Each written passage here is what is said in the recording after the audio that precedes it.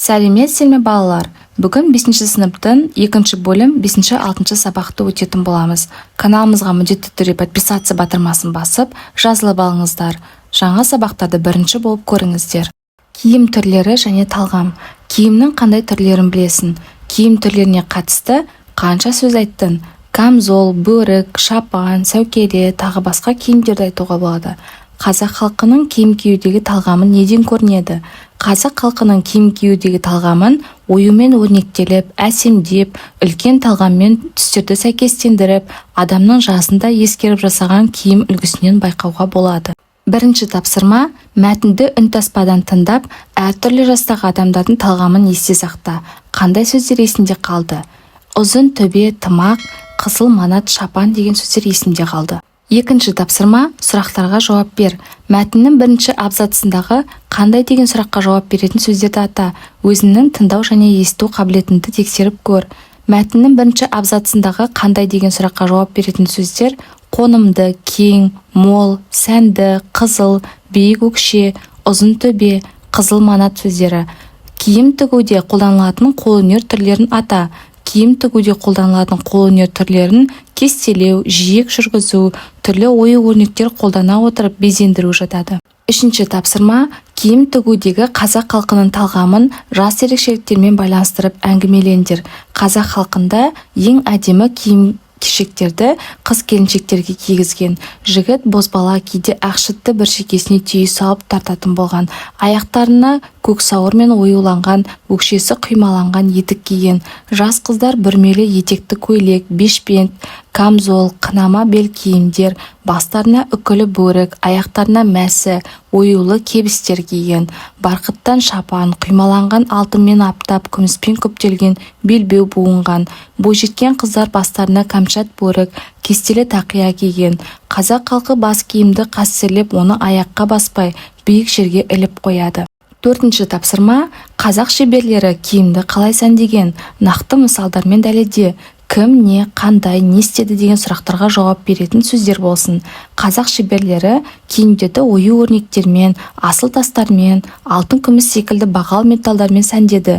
Киімнің етек-жегіне оқа тіккен, кимешектің өңіріне, жақтауына кесте жүргізген. Сал серілердің, сәби мен қыз баланың бас киіміне үкі таққан.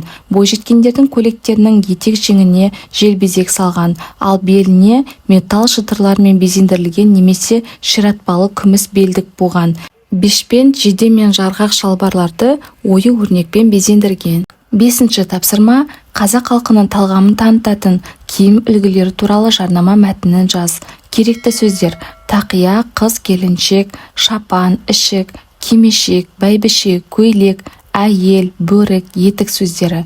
Құрметті қыз-келіншектер, сіздерді ұлттық нақышта салт-дәстүрімізге сай тігілген өте әдемі тақия, шапан, ішік, кимешек, бәйбіше көйлек, әйелдерге көрік беретін бөрік пен етіктің сан алуан түрлерін алуға шақырамыз. Алтыншы тапсырма: әңгімені оқып, оның құрылымына назар аудар. Қазақшайы көзді көңілді тойғызумен ерекше. Айсұлу ақ сүлгіге аз-кем орап, бұқтырып алған шайды кесеге құюға қам жасады. Адамның адамға деген қызметі қымбат, кісінің кісіге деген ықыласы ерекше. Айсұлудың сұлулығы қимылында болып шықты. Шырағым, қылықты қызметіңе ризамын, талабын жансын, перзентті бол деп елбасы ризалық сезімін білдіріп алғыс айтты.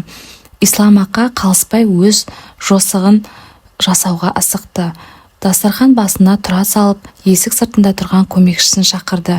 Қол сөмкесін ашқызды. Ішінен лағыл түсті жібек орамал шашылды. Бір шетінен шымши ұстап көтерген Ислам ақа мынау қалыңдыққа арнап тоқылған хиуа жібегі, хиуаның жібек орамалы деп құлашын кейін жайған кезде біраз жерді алып кеткен лағыл орамалды кел қарағым деп жақын келген келіншектің иығына жапты. Кіріспе негізгі бөлім: Айсұлудың инабаттылығы, қонақтардың разылығы, хиуаның жібек орамалын сыйға беруі. Қорытынды. Жетінші тапсырма: сұрақтарға жауап беріп, әңгімені қалай айтуға болатынын талда. Автор әңгімені бастамас бұрын қандай сөйлеммен оқырманның назарын аударды? Әңгіме әрі қарай қалай өрбіді? Негізгі бөлімде қандай оқиғалар орын алды? Әңгіменің аяғы немен бітті? Айсұлу сыйлыққа алған лағыл түсті жібек орамал Ислам Ақаның биік талғамын көрсете ме? Автор әңгімені бастаған кезде қазақтың шайының көңілді тойғызуымен ерекше екенін айта отырып, Айсұлудың шай құю өнерін суреттеді. Айсұлуға риза болып, шырағым қылықты қызметіңе ризамын, талабын жансын, перзентті бол деп бата берді. Айсұлуға жібек матадан жасалған орамал сыйға берді. Айсұлудың сыйлыққа алған лағыл түсті жібек орамалы Ислам Ақаның биік талғамын көрсетеді. 8-ші тапсырма. Мәтіндегі адамның адамға деген қызметі қымбат, кісінің кісіге деген ықыласы ерекше деген жолдардың мәнін түсіндір. Мәтіндегі адамның адамға деген қызметі қымбат, кісінің кісіге деген ықыласы ерекше деген жолдары қонақты құрметтеу, сыйлау, инабаттылық көрсету, тәрбиелі отбасыларда қалыптасқан құндылықтың, сыйластықтың ерекшелігін көрсетеді. 9-ші тапсырма. Суретке қарап, бозбала мен бойжеткеннің киімдерін жарнамала. Жарнама мәтінінде суреттеу болсын. Құрметті қала тұрғындары және қонақтар, сіздерді дүкенімізге келіп түскен жаңа үлгідегі салт-дәстүрімізге сай ұлттық киімдерді алуға шақырамыз. Үкілі бөріктер, асыл тастармен көмкерілген камзолдар, шапандар, былғарыдан жасалған қолөнер туындыларын тек біздің дүкенімізден таба аласыздар. 10-шы тапсырма. Мұрақ туралы ақпаратты пайдаланып, қазақ ханы Абылайдың бейнесін жаса. Мұрақ лауазымды адамдар киетін ең жақы, қошқар мүйізденіп келетін, сән-салтанатқа киілетін қалпақ. Мұратқа қарап, халық мансапты адамды айырады. Мұрақ қалпағын елбасы, төре, билер киген. Мұрақты оюлап, өрнектеп, алтын күмістелген әртүрлі жіптермен тігеді. Мұрақты көбіне той-томалақ, сән-салтанатқа киеді. Абылай хан 1771 жылы бүкіл қазаққа хан сайланды. Абылай ақ киізге отырғызылып, үстіне шапан, басына мұрақ кигізілді. Ханға тиесілі құрмет көрсетіліп, ақ бозатқа мінгізілді. Мұрақты арнайы мерекелерде бөріктің үстінен тек хандар киген. Өйткені мұрақ тек хан сұлтандарға, ел билеуші лауазымды тұлғаларға арнап тігілетін бас киім. Мұраққа қарап, халық оның мансабын, дәрежесін анықтайтын болған. 11-ші тапсырма. Мәтін үзіндісін пайдаланып, қазақ халқының сырт киімдері жайында мәтін жаз. Жазған мәтінінде буын және дыбыс үндестігіне көңіл бөл. Негізгі сырт киімдерге шапан, күпі, тон, жақы, жарғақ, жидем, ішік, шекпен, кебенек жатады. Қазақ халқының өмір тіршілігінде осы киімдерді тігуде 4 түлік малдың терісі мен жүні үлкен рөл атқарған. Қазақ халқының негізгі сырт киімдеріне шапан, күпі, тон, жақы, жарғақ, шидем, ішік, шекпен, кебенек жатады. Сырт киімдерді 4 түлік малдың терісі мен жүнінен тіккен. Сол үшінде 4 түлік малдың азықпен қатар киімдерді тігуде маңызы зор болған. 12-ші тапсырма. Төмендегі үзіндіні қорытынды етіп алып, сыйлық халық кәдесі деген тақырыпта эссе жаз. Эсседе кіріспе, негізгі және қорытынды бөлім болсын. Сыйлық таңдағанда талғам танылады. Сыйлықтың қымбат көлемді болуы міндетті емес. Алайда сыйлық берілетін адамның талғамына, қалауына сай келуі тиіс. Сыйлықты таңдаған кезде өз талғамын мен оған деген қарым-қатынасын көрініс табатындай болсын. Сыйлық халық кәдесі. Кіріспе бөлім. Әр адам жақындарын қуантқысы келеді. Ол үшін қатты алғысы келіп жүрген дүниесін тосын сый қылып сыйлап жатады.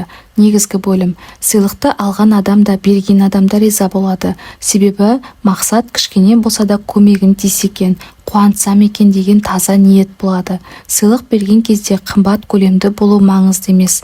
Алайда сыйлық берілетін адамның талғамына, қалауына сай келуі тиіс. Қорытынды бөлім. Жақындарыңыздың қалауын білмесеңіз, жай ғана ақшалай берсеңіз де қателеспейсіз. Себебі өзі қажетіне жаратып, риза болары сөзсіз. 13-ші тапсырма. Шығу парағын пайдаланып, төмендегі сұрақтарға ауызша жауап бер. Бүгін не үйрендің? Бүгінгі сабақта хандардың бас киімі мұрақ деп аталатынын түсіндім. Тақырып бойынша қандай сұрақтарың бар? Тақырып түсінікті болды.